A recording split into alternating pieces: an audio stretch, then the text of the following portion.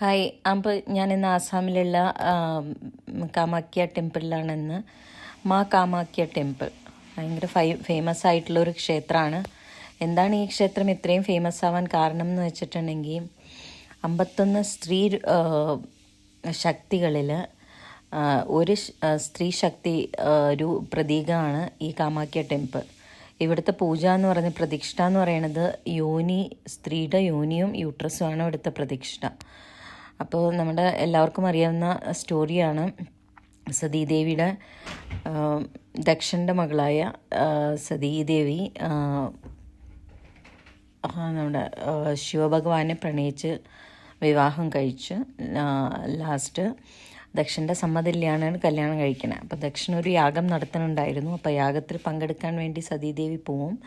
അവിടെ വെച്ചിട്ട് സ്വന്തം ഭർത്താവായ ശിവനെ അവഹേളിക്കുമ്പോൾ അത് കണ്ടു നിൽക്കാൻ പറ്റാതെ അഗ്നിയിൽ ചാടി ആത്മാഹുതി ചെയ്യുകയാണ് ചെയ്യണത്. അപ്പോൾ അതിൽ കോപാകുലനായ ശിവൻ വന്നിട്ട് ആ ബോഡി എടുത്തിട്ട് അലഞ്ഞു നടക്കുമ്പോൾ ബ്രഹ്മാസ്ത്രം ഉപയോഗിച്ചിട്ട് അതിനെ 51 ഭാഗങ്ങളാക്കി പല സ്ഥലങ്ങളിൽ ഇട്ടു എന്നാണ് പറയുന്നത്. അതിൽ യൂട്രസും യോനിയും വന്ന് വീണ സ്ഥലമാണ് ഈ ആസാമിലുള്ള കാമാക്യ ടെമ്പിൾ. അതിനുശേഷം അത് കാമദേവൻ്റെ സൗന്ദര്യമൊക്കെ പോയിട്ട് അത് സൗന്ദര്യമൊക്കെ തിരിച്ചു പിടിക്കാൻ വേണ്ടിയിട്ട് ദേവീനെ വന്നിട്ട് പ്രാർത്ഥിച്ചു. അങ്ങനെ അവിടെ അമ്പലം ഉണ്ടായി എന്നൊക്കെയാണ് പിന്നെ പറഞ്ഞു വരുന്നത്. അപ്പോൾ ഇവിടെ വന്നു കഴിഞ്ഞാൽ നമുക്കതൊരു ഭയങ്കര ഒരു ഭക്തിയുടെ ആ ഒരു മൂർധന്യത്തിലെത്തും എന്ന് പറഞ്ഞ മാതിരിയാണ്. പിന്നെ ഇതൊരു തീർത്ഥക്കുളമാണ്. നന്നായിട്ട് ഇതിൽ കൈയും കാലും ഒക്കെ കഴുകി വേണമെങ്കിൽ കുളിക്കാം. അത് കഴിഞ്ഞിട്ട് വേണം നമ്മൾ ഇത് ക്ഷേത്രത്തിലേക്ക് പോകാൻ വേണ്ടിയിട്ട്. ഇപ്പോഴും ബലി നടക്കണ ഒരു ക്ഷേത്രം കൂടിയാണ് ഇവിടെ. ഇപ്പോൾ എല്ലാം എന്താ പറയുക, റെഡ് മയം എന്ന് പറഞ്ഞ മാതിരിയാണ്. ഇവിടെ നിൽക്കണ ഈ കുറേ ആടുകളൊക്കെ കാണും. ഓരോരുത്തർ കാര്യസാധ്യത്തിനായിട്ട് പ്രാർത്ഥിക്കുന്നതാണ്. അത് കൊണ്ടുവന്നിട്ട് ഇവിടെ വിടും.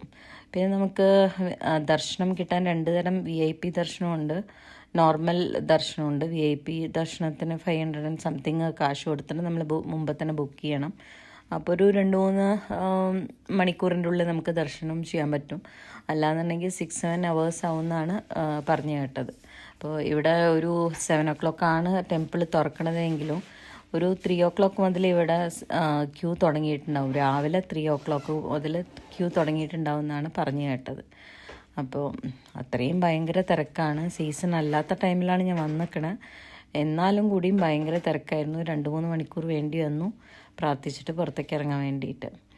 സോ ഉള്ളിൽ ഇത് വീഡിയോ എടുക്കാൻ പറ്റില്ല. ഇപ്പം അമ്പലത്തിൻ്റെ ഏറ്റവും ഉള്ളിൽ എടുക്കാൻ പറ്റില്ല. ബാക്കി സ്ഥലങ്ങളിലൊക്കെ എടുക്കാൻ പറ്റും.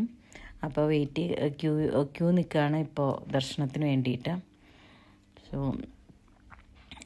അങ്ങനെ അതിൻ്റെ ഉള്ളിൽ ദർശനമൊക്കെ ചെയ്തിട്ട് വരുമ്പോൾ തന്നെ നമ്മളൊരു ഭയങ്കര ഭക്തിയിലായി പോവും. അത്രയും നല്ലൊരു ഇതാണ്. പിന്നെ നമുക്ക് അവിടുന്ന് ഫുഡും കഴിച്ചിട്ടാണ് പോകുന്നത്. നല്ല ഭക്ഷണമായിരുന്നു.